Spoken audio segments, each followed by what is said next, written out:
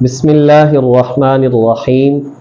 درود پاک کا مطلب یہ ہوتا ہے کہ اللہ تعالیٰ کی ذات سے دعا کرنا کہ یا اللہ نبی پاک صلی اللہ علیہ وسلم پر رحمت نازل فرما۔ حضور علیہ الصلوۃ والسلام نے ارشاد فرمایا، جمعے کے دن تمہارا درود مجھ پر پیش کیا جاتا ہے اور جو شخص ایک مرتبہ مجھ پر درود پڑھتا ہے اللہ تبارک و تعالیٰ 10 رحمتیں اس پر نازل فرماتا ہے۔